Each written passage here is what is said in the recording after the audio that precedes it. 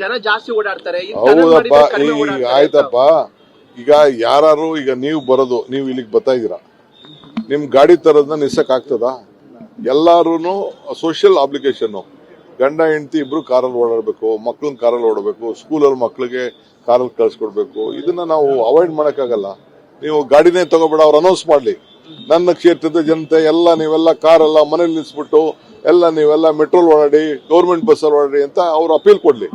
4 ಜನ MP ಗಳಿದಾರಲ್ಲ, ಯಾರು ಮಾಡ್ತಾರೆ? ಎಣ್ಣೆ ಇದು ಕಾರಿಲ್ಲ ಅಂದ್ರೆ ಮನೆಗೆ ಎಣ್ಣೆ ಕೊಡಲ್ಲ. ಈ ಸೋಷಿಯಲ್ ಅಬ್ಲಿಗೇಷನ್ ಅವ್ರಿಗೆ ಇನ್ನ ಪಾಪ ಅವ್ರಿಗೆ ಅರಿವಿಲ್ಲ. ಅದೆಲ್ಲ ಒಂದು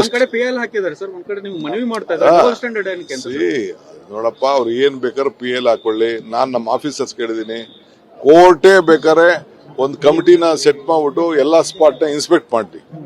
ನಾನೇನಾದ್ರು ತಪ್ಪು ಮಾಡಿದ, ನಮ್ಮ ಆಫೀಸರ್ ತಪ್ಪು ಮಾಡಿದ್ರೆ still we are ready to relook.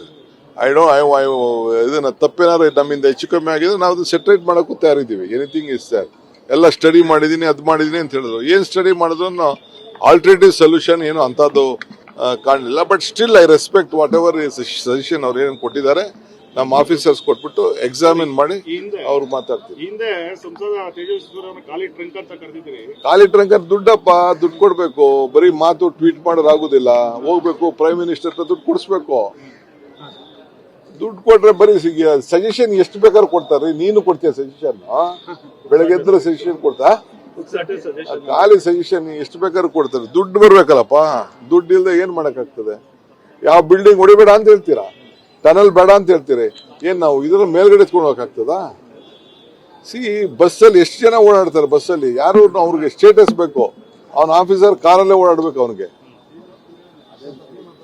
ಎಲ್ಲ ಪ್ರತಿ ಕಡೆಗೂ ನಾವು ಮೆಟ್ರೋ ಮಾಡಕ್ಕಾಗ್ತದೆ.